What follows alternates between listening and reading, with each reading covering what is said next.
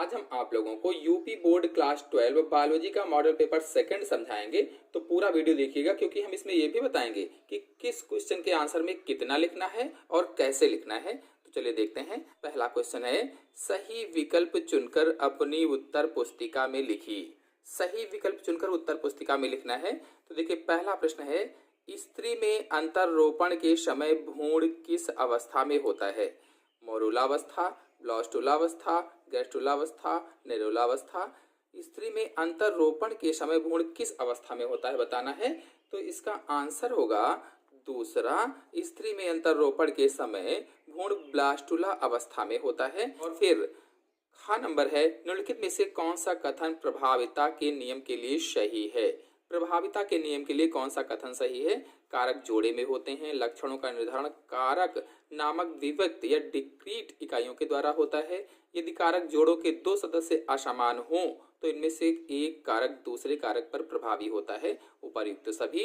तो इसमें आंसर होगा उपर्युक्त सभी। और इसके बाद तीसरा है का नंबर, निम्नलिखित में से कौन पादप के साथ सहजीवी संबंध स्थापित करते हैं? इसमें से कौन से ऐसे हैं जो पादप के साथ सहजीवी संबंध स्थापित करते हैं? इसका आंसर होगा पहला, राइजोबियम, जो कि लेग्यूमिनेशियम जो पौधे होते हैं उनकी जड़ों में पाया जाता है, यानी दलहनी पौधों की जड़ों में पाया जाता है और सहजीवी का कार्य करता है।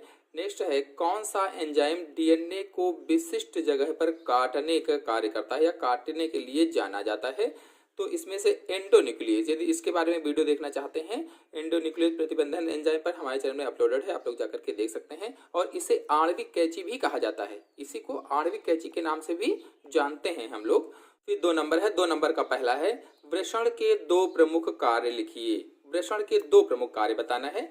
तो देखिए हमने लिख कर रखा हुआ है, आप लोग इसको देख लेंगे, बता देंगे हम।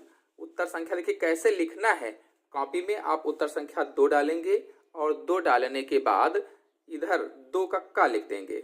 2 का का है तो 2 का का डाल देंगे, फिर वृषण के कार्य हेडिंग डाल देंगे। अगर अच्छे नंबर हमें पाना है तो ये भी हमें साथ में कार्य करना पड़ेगा। तो वृषण के कार्य हेडिंग डालने के बाद लिखेंगे, वृषण के 2 प्रमुख कार्य निम्न हैं। पहला, वृषण नर युग्मक शुक्राणुओं का उत्पादन करता है। तो नर युग्मक क्या होते हैं? शुक्राणु होते हैं जो मनुष्य में बनते हैं वृषण के अंदर। तो वृषण नर युग्मक शुक्राणुओं का उत्पादन करता है, ये हो जाएगा। और दूसरा है, वृषण से नर लिंग हार्मोन टेस्टोस्टेरोन स्रावित होता है। जो वृषण होता है इससे नर लिंग हार्मोन टेस्टोस्टेरोन स्रावित होता है। कभी पूछा जाए कि नर लिंग हार्मोन्स का नाम बताइए तो बताएंगे क्या? टेस्टोस्टेरोन नामक हार्मोन नर लिंग हार्मोन होता है, जो बालकों में द्वितीयक लैंगिक लक्षणों का विकास करता है। और द्वितीयक लैंगिक लक्षण क्या होते हैं? दाढ़ी मूंछ का आना, कंधे चौड़े होना, ये सारी चीजें द्वितीयक लैंगिक लक्षणों के अंतर्गत आती हैं। और शुक्राणुओं के निर्माण में हेल्प भी करता है ये हार्मोन। तो ये हो जाएगा वृषण के कार्य। फिर अगला प्रश्न है ख नंबर 2 का, सह प्रभाविता क्या है? तो उदाहरण सहित इसकी व्याख्या कीजिए। सह प्रभाविता क्या है बताना है। तो 2 का खा देखिए इस तरह से डालेंगे हेडिंग और डालने के बाद लिखेंगे सह प्रभाविता। लिखेंगे, यदि किसी जीन के दोनों युग्म विकल्पी या एलील समान रूप से साथ साथ अभिव्यक्त होते हैं तो इन युग्म विकल्पियों को सह प्रभावी एलील्स और इनकी आनुवंशिकता को सह प्रभाविता कहा जाता है।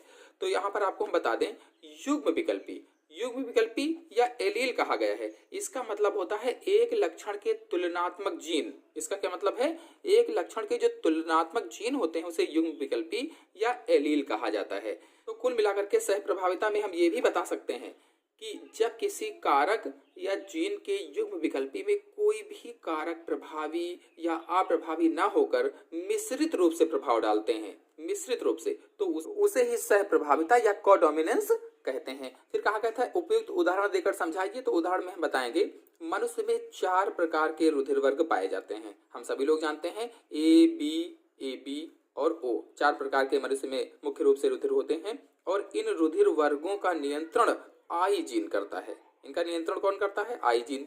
इसके 3 युग्म विकल्पी होते हैं आई जीन के, IO, IA, IB से प्रदर्शित किया जाता है इनको। और इनमें से IA और IB के साथ साथ उपस्थित होने पर सह प्रभावी होते हैं। IA और IB साथ साथ प्रदर्शित हुए हैं, उपस्थित हुए हैं, इसलिए सह प्रभावी हो गए और AB रुधिर वर्ग बनाते हैं। इस तरह से इसका उदाहरण हो जाएगा। फिर आते हैं अगले क्वेश्चन पर।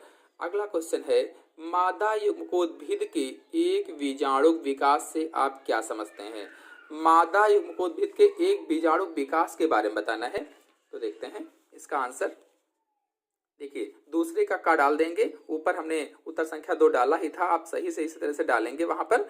तो मादा युग्मकोद्भिद के बीजाणु का विकास हेडिंग डाल देंगे, और हेडिंग डालने के बाद लिखेंगे आवृत बीजी पौधों में मादा युग्मकोद्भिद का विकास गुरु बीजाणु से होता है। जो आवृत बीजी पौधे होते हैं उसमें मादा युग्मकोद्भिद का विकास गुरु बीजाणु से होता है। मतलब जो एंजियोस्पर्मिक प्लांट होते हैं इसमें फीमेल गैमेटोफाइट का विकास किससे होता है?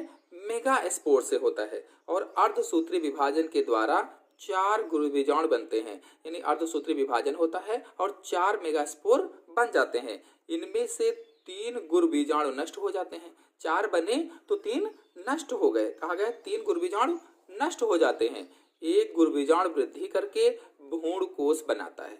अब उसी में से एक जो बचता है वो गुरु बीजाणु वृद्धि करता है और वृद्धि करके एक भ्रूण कोष का निर्माण कर लेता है, एम्ब्रियो सैक बना लेता है, और मादा युग्मकोद्भिद का विकास हो जाता है। इस तरह से मादा युग्मकोद्भिद विकसित हो जाता है। अगला क्वेश्चन है, 2 का घ डीएनए व आरएनए के बीच 2 रासायनिक अंतरों का उल्लेख कीजिए। देखिए, ये पॉइंट नोट करेंगे, प्रश्न को अच्छी तरह से हम लोग पढ़ेंगे पहले 15 मिनट जो दिए रहते हैं। 2 रासायनिक अंतरों का उल्लेख करना है। 2 रासायनिक अंतर कौन कौन से होंगे आइए देखते हैं। तो देखिए, इसमें हमने इधर डीएनए डाल दिया है, इधर आरएनए डाल दिया है। आप चाहें तो वैसे डीएनए पहले लिख दीजिए और आरएनए पहले, ऐसे लिखेंगे ज्यादा बेटर रहेगा। तो डीएनए आरएनए, डीएनए में पहला रासायनिक अंतर है, डीएनए 2 पॉलीन्यूक्लियोटाइड श्रृंखलाओं का बना होता है। तो जो डीएनए है ये 2 पॉलीन्यूक्लियोटाइड श्रृंखलाओं का बना होता है। आपने देखा होगा इस तरह से हमने डीएनए की संरचना बताई है। डीएनए पर जितने भी वीडियो हैं मेरे चैनल में फुल अपलोडेड है, सभी अलग अलग करके, और उसमें हमने डिटेल से चित्र सहित समझाया हुआ है। आप लोग देखना चाहते हैं देख सकते हैं जाकर के। तो ये 2 पॉलीन्यूक्लियोटाइड श्रृंखलाओं का बना होता है, और आरएनए एक ही पॉलीन्यूक्लियोटाइड श्रृंखला का बना होता है। पहली बात तो ये बता देंगे। और फिर दूसरे में डीएनए में जो नाइट्रोजन बेसिस होते हैं ये थायमीन होता है, यानी क्षारक क्या होता है? थायमीन होता है। जबकि जो आरएनए होता है, आरएनए में थायमीन की जगह पर यूरेसिल पाया जाता है। बाकी सारा वैसे ही रहता है स्ट्रक्चर, लेकिन जो थायमीन होता है उसकी जगह पर आरएनए में यूरेसिल पाया जाता है, जबकि डीएनए में थायमीन पाया जाता है। तो इस तरह से डीएनए और आरएनए में 2 अंतर कहे गए थे। फिर अगला है, निम्नलिखित रोगों का संचरण कैसे होता है? और रोग इसमें देखें नहीं दिए हुए तो हमने लिख दिया है एस्कारिस्ता और एमीबिता। इन्होंने टाइपिंग में थोड़ी सी गलती कर दी है। तो कौन कौन से रोग होंगे? एस्कारिस्ता और अमीबिता, इनके बारे में बताना है। तो आइए देखते हैं। देखिए, उत्तर संख्या 2 और 2 का यहाँ पर अंगा है, और अंगा में एस्कारिस्ता पूरा स्पष्ट रूप से हम लोग लिखेंगे ताकि परीक्षा में एग्जामिनर जब कॉपी चेक करे तो उसको कोई परेशानी ना हो। अगर नया पेश कर रहे हैं तो उत्तर संख्या 2 फिर से डाल देंगे, 2 का अंगा इधर भी डाल देंगे ताकि उसको समझ में आ जाए अच्छे से। एस्कारिस्ता में क्या होगा? यह एस्केरिस से होता है। किससे होता है? एस्केरिस से होता है। और एस्केरिस आंतों का परजीवी होता है। कहाँ पर परजीवी होता है? आंतों का परजीवी है। इस परजीवी के अंडे संक्रमित व्यक्ति के मल के साथ बाहर निकल जाते हैं। इसका मतलब ये हुआ कि अगर कोई व्यक्ति संक्रमित है, उसको पहले से एस्केरिस्ता है, तो वो जब मल त्यागेगा तो मल त्याग के साथ वो अंडे भी बाहर निकलेंगे और मिट्टी, जल, पौधों आदि को संदूषित कर देंगे। जब अंडे निकले तो क्या करेंगे? मिट्टी में, जल में, पौधों को आदि को संदूषित कर देते हैं, प्रदूषित कर देते हैं। कहने का मतलब यह है कि इनमें भी वो अंडे मिल जाते हैं। अब जब स्वस्थ व्यक्ति इन चीजों के संपर्क में आता है, यानी कोई स्वस्थ व्यक्ति चाहे वो मिट्टी के संपर्क में, जल के संपर्क में, पौधों के संपर्क में आता है, तो उसे भी यह रोग हो जाता है। कहने का मतलब ये है कि अगर कोई व्यक्ति ऐसा है जिसको एस्केरिस्ता रोग पहले से था और उसने मल त्यागा, मल त्याग के बाद वो मिट्टी, जल, पौधों में मिल गया, अब उसी चीज को अगर स्वस्थ व्यक्ति प्रयोग करता है या संदूषित जल को, चाहे वो साग सब्जी को, फलों को खाता है, तो उसको भी एस्केरिस्ता रोग हो जाएगा। फिर है दूसरा अमीबिता। तो इसे अमीबिएसिस रोग भी कहते हैं। अमीबिता को अमीबिएसिस रोग भी कहा जाता है, जो प्रोटोजोआ संघ के एंट अमीबा हिस्टोलिटिका जंतु के द्वारा होता है। किस संघ का अमीबा जंतु है? प्रोटोजोआ संघ का है। और कौन सा अमीबा है? एंट अमीबा हिस्टोलिटिका जंतु है। इसके द्वारा होता है कौन सा? अमीबिता रोग। इसका संचरण संदूषित जल और खाद्य पदार्थों के सेवन से होता है। यानी बिल्कुल वैसे ही जैसे अभी हमने एस्कारिस्ता बताया था, संदूषित जल या खाद्य पदार्थों के सेवन से अमीबिता रोग हो जाता है। फिर आते हैं नेक्स्ट क्वेश्चन पर। नेक्स्ट क्वेश्चन है तीसरा, और तीसरे का है शुक्र जनन प्रक्रिया को दर्शाने वाली मानव शुक्र जनन नलिका की खाड़ी काट का स्वच्छ एवं नामांकित चित्र बनाइए। शुक्र जनन नलिका को दर्शाने वाली मानव शुक्र जनन नलिका की काट, देखिए मैं स्क्रीन पर दिखा रहा हूँ, बिल्कुल इसी तरह से आपको केवल चित्र बना देना है इसमें, और चित्र बना करके नामांकन भी करना है, क्योंकि चित्र के मिलेंगे 1 नंबर, देखिए इसमें अलग अलग है, और नामांकन के मिलेंगे 1 नंबर, इसलिए चित्र को नामांकित भी करना है, तब जाकर के आप 2 नंबर पाएंगे। फिर अगला क्वेश्चन है हाशियाकार रुधिराणु एनीमिया पर टिप्पणी लिखिए। तो चलिए इसको देख लेते हैं कि हाशियाकार रुधिराणु एनीमिया पर टिप्पणी क्या होगी। कि उत्तर संख्या 3 का हमने आपको चित्र दिखा ही दिया है, तो ये उसमें हो ही गया है। 3 का खा है हाशियाकार रुधिराणु एनीमिया। तो हाशियाकार रुधिराणु एनीमिया को सिकल सेल एनीमिया भी कहा जाता है, यानी इसका दूसरा नाम क्या है, सिकल सेल एनीमिया भी इसको कहते हैं। याद रखेंगे आप लोग, हाशियाकार जो रुधिराणु है इसको सिकल सेल एनीमिया भी कहा जाता है। और यह एक अनुवांशिक रक्त विकार है। कैसा रोग है ये? अनुवांशिक रोग है जो लाल रक्त कणिकाओं को विकृत करता है। जो लाल रक्त कणिकाएं होते हैं उनको खराब करता है। यह रोग तभी हो सकता है जब माता पिता दोनों ही रोग के वाहक हों, यानी अगर माता पिता दोनों रोग के वाहक हैं तो ये रोग होगा। इस रोग के एक पीढ़ी से अगली पीढ़ी में जाने वाले विकारों के समूह में लाल रक्त कोशिकाएं हाशिया के आकार में बन जाती हैं। यानी जब ये रोग एक पीढ़ी से दूसरी पीढ़ी में जाता है तो जो लाल रक्त कोशिकाएं होती, कणिकाएं होती हैं, वो हाशिया के आकार के बन जाती हैं। हम सभी लोग जानते हैं कि हमारे ब्लड में 3 प्रकार की कोशिकाएं पाई जाती हैं, लाल रक्त कणिकाएं, श्वेत रक्त कणिकाएं और रुधिर प्लेटलेट्स। तो ये जो लाल रक्त कणिकाएं हैं ये हाशियाकार आकार में बन जाती हैं, और फिर लाल रक्त कोशिका नष्ट हो जाती है, जिससे हमारे शरीर में लाल रक्त कोशिकाओं की कमी हो जाती है। अब वो नष्ट हो जाएगी तो लाल रक्त जो कोशिकाएं हैं, आरबीसी हैं हमारे शरीर में, इनकी कमी हो जाएगी, और कमी होने से नसों में खून का बहाव भी कम होगा और दर्द भी होगा। यह रोग 11वें गुणसूत्र में जीन उत्परिवर्तन के कारण होता है। किस कारण से ये रोग हो जाता है? जीन उत्परिवर्तन के कारण यह रोग हो जाता है। फिर आते हैं नेक्स्ट क्वेश्चन पर। नेक्स्ट क्वेश्चन है तप्त स्थल अथवा हॉट स्पॉट पर टिप्पणी लिखिए। 2 नंबर का है, तो थोड़ा सा ये भी आपको देखना है कि कितना हमें लिखना है 2 नंबर में, इसी हिसाब से मैंने यहाँ पर बताया हुआ है। तो तप्त स्थल या हॉट स्पॉट क्या है? ऐसे स्थान जहाँ विभिन्न प्रकार के जीव जंतु व पेड़ पौधों की प्रजातियां अधिकता में पाई जाती हैं। ऐसे स्थान जहाँ पर विभिन्न प्रकार के जो जीव जंतु होते हैं, पेड़ पौधे होते हैं, वो अधिक मात्रा में पाए जाते हैं, अधिकता में पाई जाती हैं, लेकिन उनके अस्तित्व पर निरंतर संकट बना हुआ है। ये पॉइंट ध्यान देंगे, अधिकता में तो पाई जा रही हैं लेकिन उनके अस्तित्व पर निरंतर संकट बना हुआ है। तप्त स्थल या हॉट स्पॉट कहलाते हैं। उन्हें क्या कहा जाता है? तप्त स्थल या हॉट स्पॉट। चलिए दूसरी तरह से और समझ लेते हैं अच्छे से। संसार के कुछ भागों में अनेक प्रकार के जीवों की बहुलता होती है। हम सभी लोग जानते हैं कि संसार के कुछ ऐसे भाग हैं जहाँ पर बहुत सारे जीव होंगे, कुछ ऐसे हैं जहाँ पर कम जीव जातियाँ पाई जाती हैं। तो और कुछ क्षेत्रों में जीवों तथा जीव जातियों की संख्या बहुत कम होती है।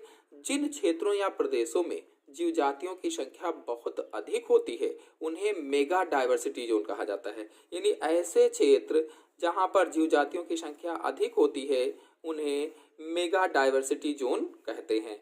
हॉट स्पॉट संसार में मेगा डाइवर्सिटी जोन वाले वह क्षेत्र हैं जहाँ पर जंतु व पादपों की जातियाँ बहुत बड़ी संख्या में पाई जाती हैं। यानी हॉट स्पॉट कैसे क्षेत्र हैं? मेगा डाइवर्सिटी जोन वाले ऐसे क्षेत्र हैं जहाँ पर जंतु व पादपों की जातियाँ बहुत बड़ी संख्या में पाई जाती हैं, किंतु उनके विनाश की बड़ी संभावना है। बड़ी संख्या में तो पाई जाती हैं लेकिन उनके विनाश की बड़ी संभावना है और उनके संरक्षण की तुरंत आवश्यकता है। उनके संरक्षण भी देना चाहिए। हॉटस्पॉट की कुल संख्या 35 है और भारत में कुल 4 हॉटस्पॉट हैं। कुल कितने हैं? 35। भारत में कितने हैं? तो 4 हॉटस्पॉट हैं। तीसरे नंबर के चौथे प्रश्न पर पीले बीज व लंबे पौधों टी और स्मॉल टी, कैपिटल वाई और स्मॉल वाई का संकरण हरे बीज व लंबे पौधों से करने पर निम्नलिखित फिनोटाइप संततियों की किस अनुपात में आशा की जा सकती है? यानी अगर इसका और इसका संकरण कराया जाए, क्रॉस कराया जाए, तो किस अनुपात में लंबे और हरे पौधे प्राप्त होंगे, किस अनुपात में बौने और हरे पौधे प्राप्त होंगे। तो देखिए इस चार्ट को देखिए, ये जो चार्ट बनाया हुआ है, इस चार्ट में टोटल क्रॉस करके दिखाया गया है। आप लोग बिल्कुल इसी तरह से इसमें चार्ट बना देंगे और चार्ट बनाने के बाद देखिए इधर शो भी कर देंगे कि कौन से पौधे किस अनुपात में प्राप्त हो रहे हैं। तो इसमें 3:1 का अनुपात प्राप्त हो रहा है, यानी 3 इधर देखिए पीले लंबे पौधे प्राप्त हो रहे हैं और 1 छोटा बौना पौधा प्राप्त हो रहा है। 3 हरे पौधे लंबे प्राप्त हो रहे हैं और 1 हरा छोटा प्राप्त हो रहा है। इस तरह से इसमें आपको दर्शाना होगा, दिखाना होगा। चित्र आपके सामने है, इस तरह से आप देख लीजिए और बताएंगे कि फेनोटाइप संततियों का अनुपात क्या होगा। 3:1 के अनुपात में प्राप्त होंगे। फिर नेक्स्ट क्वेश्चन है, जैव उर्वरक क्या है, किन्हीं 2 जीवाणुओं के नाम लिखिए जो मृदा में वायुमंडलीय नाइट्रोजन या नाइट्रोजन स्थिर करते हैं। यानी जैव उर्वरक की परिभाषा बताना है और किन्हीं 2 जीवाणु के नाम बताना है जो मृदा में नाइट्रोजन का स्थिरीकरण करते हैं। आइए इस प्रश्न का आंसर देख लेते हैं। तो जैव उर्वरक हेडिंग डाल देंगे, अच्छे से आप हेडिंग डाल करके लिखेंगे ताकि अच्छे नंबर मिले। ऐसे उर्वरक जो जंतुओं और वनस्पतियों से प्राप्त होते हैं, अर्थात वह उर्वरक जिनमें जैविक पदार्थ मिला होता है, जैव उर्वरक कहलाते हैं। ऐसे उर्वरक जो जंतुओं या वनस्पतियों से प्राप्त होते हैं, या कह सकते हैं जिनमें जैविक पदार्थ मिला हो, उसे ही जैव उर्वरक कहा जाता है। और इनसे मृदा की पोषण गुणवत्ता में वृद्धि होती है, गुणवत्ता है वो बढ़ जाती है। फिर आगे प्रश्न था कि नाइट्रोजन स्थिरीकरण करने वाले जीवाणु के नाम, यानी नाइट्रोजन का स्थिरीकरण करने वाले कुछ जीवाणु के नाम बताना है। तो एजेटोबैक्टर और क्लास्ट्रीडियम 2 जीवाणु के नाम पूछे गए थे, हम लोग बता देंगे एजेटोबैक्टर और क्लास्ट्रीडियम नाइट्रोजन स्थिरीकरण करने वाले 2 प्रमुख जीवाणु हैं। और हम आपको बता दे रहे हैं, आगे आप याद रखेंगे। ऐसे ही नाइट्रोजन स्थिरीकरण करने वाले जीवाणु कौन कौन से हैं। राइजोबियम भी है जो सहजीवी के रूप में रहता है, जड़ों में किसकी, दलहनी फसलों की जड़ों में। नाइट्रोमोनास है। आदि ये जो हमने जीवाणु के नाम बताए हैं, ये नाइट्रोजन का स्थिरीकरण करते हैं, N2 का स्थिरीकरण करने में हेल्प करते हैं। फिर आते हैं अगले क्वेश्चन पर। अगला क्वेश्चन है चौथे का पहला है, बी कोशिकाओं व टी कोशिकाओं का निर्माण कहाँ होता है। जो बी कोशिकाएं हैं और टी कोशिकाएं हैं, इनका निर्माण कहाँ होता है, वह एक दूसरे से कैसे भिन्न है। यानी ये एक दूसरे से भिन्न का मतलब इनमें अंतर बताना है। तो पहले तो बताना है निर्माण कहाँ होता है और इसके बाद बताना है कि इनमें अंतर क्या क्या है। तो देखिए उत्तर संख्या डालेंगे 4 डालने के बाद इधर डाल देंगे बगल में 4 का पहला। तो बी व टी कोशिकाएं लिम्फोसाइट की कोशिकाएं होती हैं। कैसी कोशिकाएं हैं, लिम्फोसाइट्स की कोशिकाएं हैं। और लिम्फोसाइट कोशिकाएं क्या हैं, तो लिम्फोसाइट प्रतिरक्षा तंत्र की प्रमुख कोशिकाएं होती हैं। जो हमारा इम्यून सिस्टम होता है उसकी प्रमुख कोशिकाएं कौन है, लिम्फोसाइट कोशिकाएं होती हैं। और ये 2 प्रकार की होती हैं, बी लिम्फोसाइट्स और टी लिम्फोसाइट्स। यानी लिम्फोसाइट कोशिकाएं कितने प्रकार की, 2 प्रकार की, बी लिम्फोसाइट्स और टी लिम्फोसाइट्स होती हैं। इनका निर्माण लाल अस्थि मज्जा यानी रेड बोन मैरो, लाल अस्थि मज्जा और थाइमस ग्रंथि में होता है। इनका निर्माण कहाँ होता है, लाल अस्थि मज्जा और थाइमस ग्रंथि में होता है। फिर इसी प्रश्न में आगे कहा गया था कि बी और टी कोशिकाओं में भिन्नता क्या है, यानी बी कोशिकाएं टी कोशिकाओं से किस तरह से भिन्न है, मतलब इसमें अंतर बताना था। तो आइए देखते हैं। बी कोशिका का परिपक्वन अस्थि मज्जा में होता है। जो बी कोशिकाएं होती हैं इनका परिपक्वन कहाँ होता है, अस्थि मज्जा में होता है। जबकि टी कोशिका का परिपक्वन कहाँ होता है, थाइमस ग्रंथि में होता है। और बी कोशिकाएं तरल प्रतिरक्षा में भाग लेती हैं। जो बी कोशिकाएं कहाँ भाग लेती हैं, तरल प्रतिरक्षा में भाग लेती हैं। जबकि टी कोशिकाएं मध्यस्थ प्रतिरक्षा में भाग लेती हैं।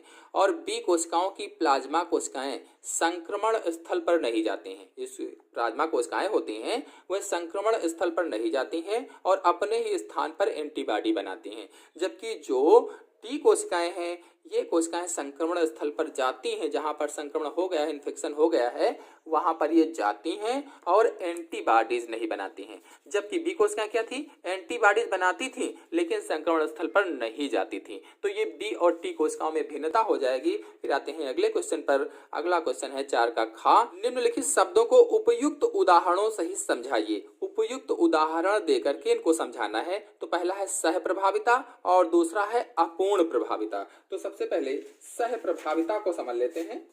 सह प्रभाविता और अपूर्ण प्रभाविता को उदाहरण देकर समझाना था। देखिए मैंने पहले इसको बताया था, उसी से बता देते हैं। तो पहले सह प्रभाविता को समझ लेते हैं। यदि किसी जीन के दोनों युग्म विकल्पी या एलील समान रूप से साथ साथ अभिव्यक्त होते हैं, तो साथ साथ अभिव्यक्त होने पर इन युग्म विकल्पियों को सहप्रभावी एलील कहा जाता है और इनकी आनुवांशिकता को सहप्रभाविता कहा जाता है। तो आपको बता दें कि युग्म विकल्पी या एलील का मतलब है एक लक्षण के तुलनात्मक जीन, उनको क्या कहा जाता है, युग्म विकल्पी कहा जाता है या एलील कहा जाता है। अब उदाहरण में क्या बताएंगे, मनुष्य में 4 प्रकार के रुधिर वर्ग पाए जाते हैं जिनको ए बी और ओ से दर्शाते हैं।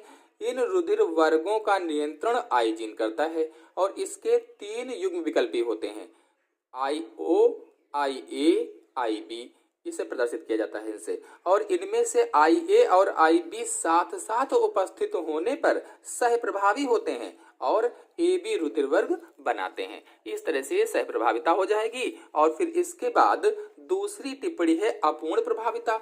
तो अपूर्ण प्रभाविता को हम लोग देख लेते हैं जल्दी से कि अपूर्ण प्रभाविता में क्या होता है।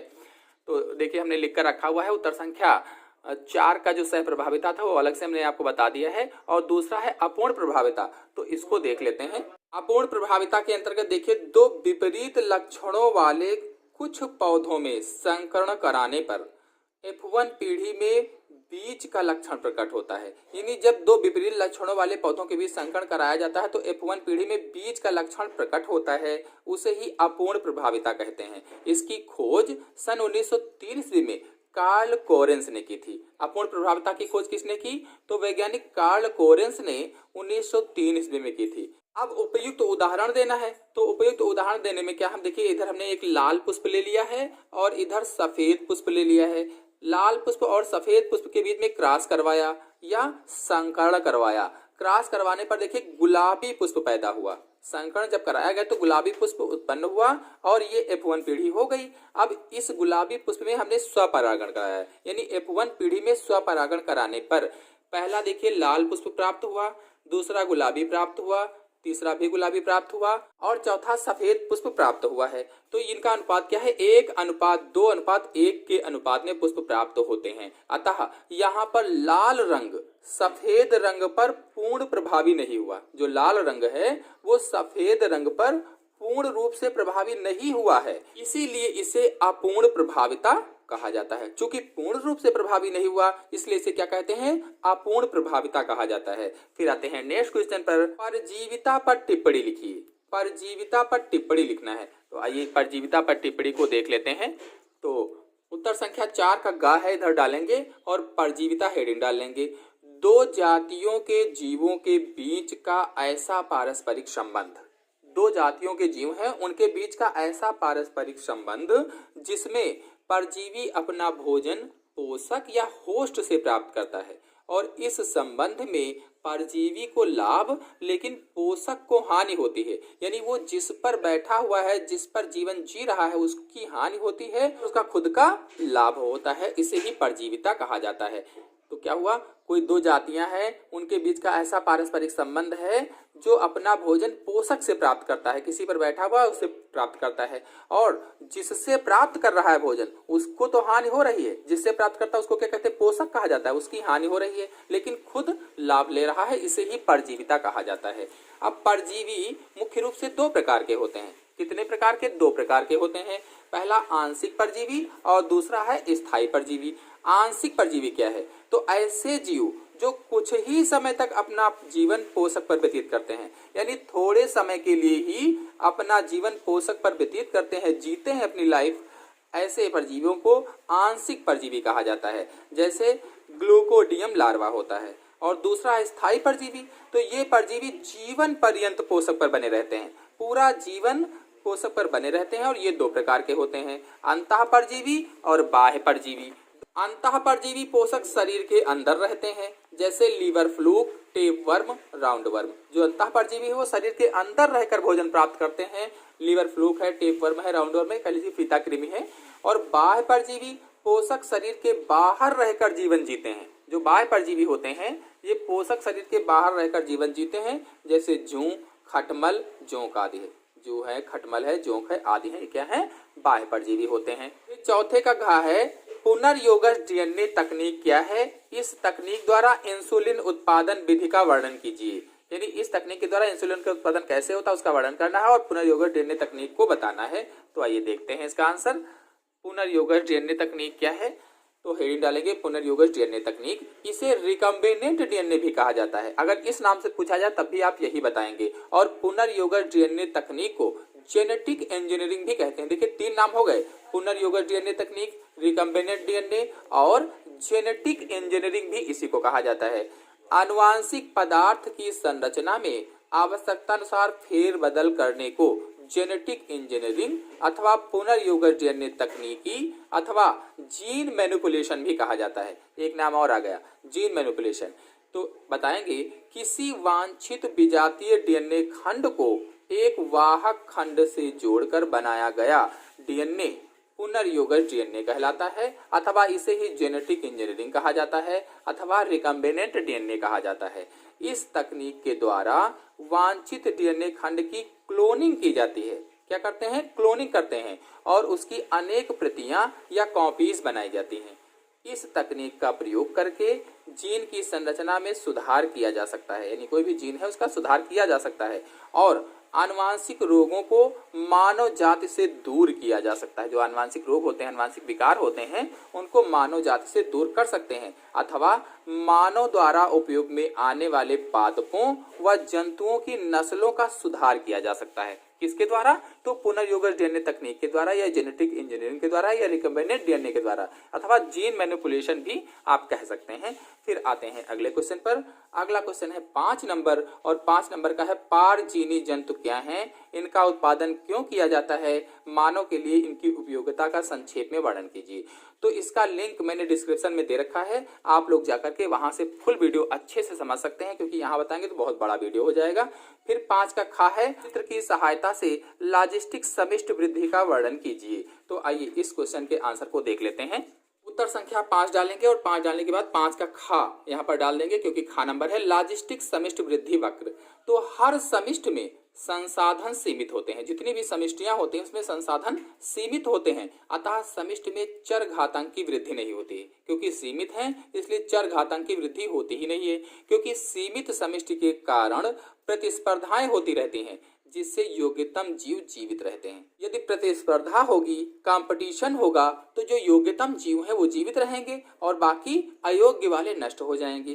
किसी भी प्राकृतिक आवास में अधिकतम संभव संख्या के पालन पोषण के लिए पर्याप्त संसाधन होते हैं, यानी पालन पोषण के लिए उसमें पर्याप्त संसाधन होते हैं, उससे आगे वृद्धि संभव नहीं होती है, उससे आगे हम वृद्धि नहीं कर सकते हैं। उस आवास में उस जाति के लिए पोषण क्षमता के मान लिया है हमने, उस आवास में उस जात के लिए पोषण क्षमता क्या माना? के है, जनसंख्या घनत्व n है, समय t है। इनके बीच संबंध स्थापित करने पर एस आकार का एक सिग्माइड वक्र प्राप्त होता है। देखिए जैसा कि आपको चित्र में दिख रहा है, इस तरह से हम लोग बना लेंगे 90 डिग्री पर और जनसंख्या घनत्व तो इधर लिख देंगे, बताएंगे n है, ये k है और k क्या दर्शाता था? पोषण क्षमता दिखा रहा है। ये एस आकार का बना हुआ है, देखिए इस तरह से ये एस आकार का बन गया है, तो ये वक्र हो जाएगा और इधर लिखेंगे समय t, इस तरह से ये हो जाएगा। फिर आते हैं अगले पर। अगला है 5 का गा।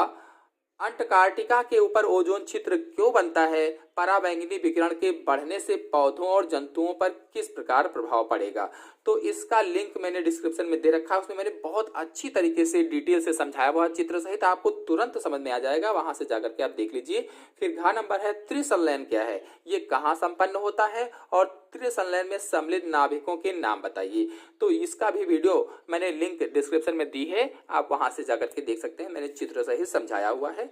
फिर नेक्स्ट क्वेश्चन है 6 का बहुजीनी वंशागति क्या है, इसे उपयुक्त उदाहरण सहित समझाइए। तो आइए देखते हैं कि बहुजीनी वंशागति क्या होती है। उत्तर संख्या 6 और हेडिंग डालेंगे 6 का में बहुजीनी वंशागति।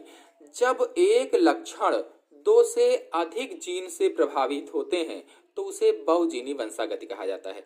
कोई एक लक्षण जब 2 से अधिक जीन से प्रभावित होता है तो उसे ही बहुजीनी वंशागति कहा जाता है। अथवा इसी को कह सकते हैं कि एक जोड़ी के जीन दूसरी जोड़ी के जीन को प्रभावित करके बदल देते हैं। एक जोड़ी के जीन दूसरी जोड़ी को प्रभावित करते हैं या दबा देते हैं या फिर बढ़ा देते हैं, उसे ही बहुजीनी वंशागति कहा जाता है।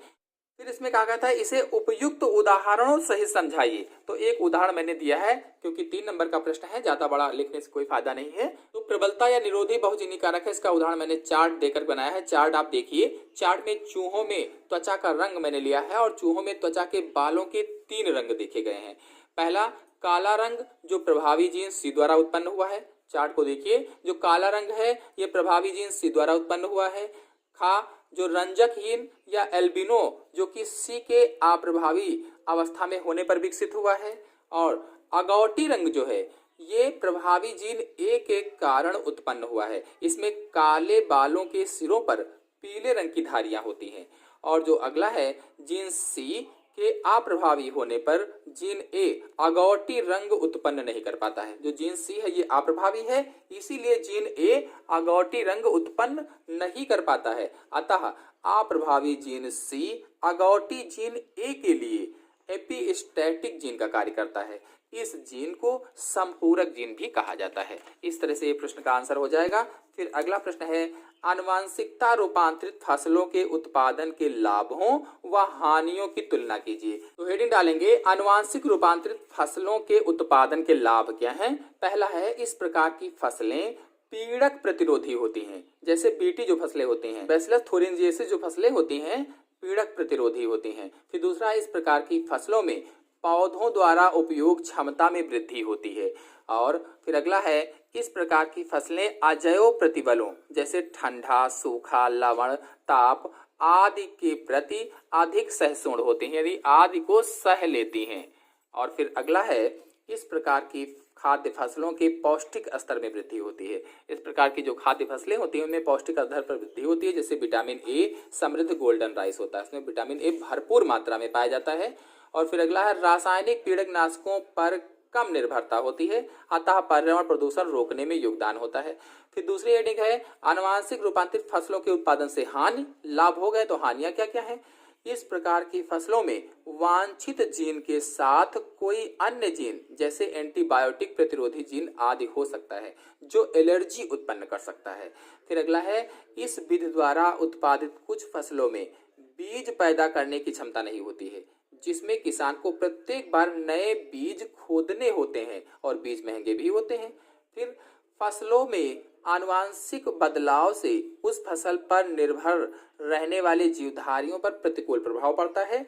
और फिर है वैज्ञानिकों व व्यक्तियों का एक वर्ग यह मानता है कि मनुष्य का प्रकृति के कार्यों में दखल नैतिक रूप से उचित नहीं है। इस तरह से लाभ और हानियां हो जाएंगी। फिर आते हैं अगले क्वेश्चन पर। अगला क्वेश्चन है यदि एक समुद्री मछली को अलवण जल की जल जीवशाला में रखा जाए तो क्या वह जीवित रहेगी या मर जाएगी, क्यों या क्यों नहीं। तो इसका आंसर आइए देख लेते हैं। नहीं, यह जीवित नहीं रहेगी। क्यों? क्योंकि अलवणीय जल मछलियों में स्वच्छ जलीय मछलियों की तरह अतिरिक्त जल को शरीर से बाहर निकालने की प्रक्रिया उसमें नहीं होती है। अतः समुद्री मछली को स्वच्छ जल में रखने पर उसमें जल की अधिकता हो जाने के कारण वह मछली मर जाएगी। जल की अधिकता कैसे? अंतःपरासरण के द्वारा, यानी ऑस्मो रेगुलेशन के द्वारा। तो कुल मिलाकर के इसका आंसर होगा नहीं, क्योंकि समुद्री मछली लवणीय जल के लिए अनुकूलित नहीं होती है। अलवणीय जल में आते ही अल्पसारी माध्यम में आने से ऑस्मो रेगुलेशन हो जाएगा और ऑस्मो रेगुलेशन होने से वह मर जाएगी। है लिंग संलग्न वंशागति पर टिप्पणी लिखिए। तो इसका वीडियो मैंने लिंक में दे रखा है डिस्क्रिप्शन में, वहां से आप जाकर के देख सकते हैं, लिंग सेलेक्ट कर सकते हैं। फिर अगला है मनुष्य के मादा प्रजनन तंत्र का नामांकित चित्र की सहायता से वर्णन कीजिए। तो मादा प्रजनन तंत्र यानी फीमेल रिप्रोडक्टिव सिस्टम को बताना है। 5 नंबर का प्रश्न है, सचित्र वर्णन करना है। मैंने डिस्क्रिप्शन में लिंक दी हुई है, आप वहां से जाकर के वीडियो को देख सकते हैं। फिर इसी में अथवा लगा हुआ है आवृत बीजी पौधों में निषेचन क्रिया का चित्र सहित सहायता से वर्णन कीजिए। यानी चित्र की सहायता से वर्णन करना है आवृत बीजी पौधों में निषेचन। तो निषेचन का वीडियो मैंने अपलोड कर दिया है और डिस्क्रिप्शन में लिंक है, आप जाकर के देख सकते हैं। फिर अगला है न्यूक्लिक अम्ल क्या है। वाटसन एवं क्रिक द्वारा प्रस्तावित डीएनए अणु की द्विकुंडली संरचना का वर्णन कीजिए। तो न्यूक्लिक अम्ल आनुवांशिक पदार्थ होता है और ये 2 प्रकार के होते हैं, आरएनए और डीएनए। यानी RNA ribonucleic acid, DNA deoxy ribonucleic acid. Acid. Watson एवं क्रिक द्वारा प्रस्तावित डीएनए अणु की द्विकुंडली संरचना का सचित्र वर्णन, इसका लिंक मैंने डिस्क्रिप्शन में दे रखा है, आप वहां से जाकर के देख सकते हैं। फिर अगला है लिंग निर्धारण क्या है। पक्षियों तथा मधुमक्खियों में लिंग निर्धारण की क्रियाविधि का वर्णन कीजिए। तो लिंग निर्धारण क्या है, इस पर मैंने फुल वीडियो अपलोड किया है और डिस्क्रिप्शन में लिंक है, आप जाकर के देख सकते हैं। फिर अगला है जैव विविधता क्षति के कारण लिखिए। तो इसका भी लिंक मैंने डिस्क्रिप्शन में दे रखा है और ये अंत में दे रखा है कि नहीं 2 पर संक्षिप्त टिप्पणियां लिखिए। नारकोटिक ड्रग्स, एंटीबायोटिक्स, उपार्जित प्रतिरक्षा, लिंक डिस्क्रिप्शन में है, आप लोग जाकर के वीडियो को देख सकते हैं, समझ सकते हैं।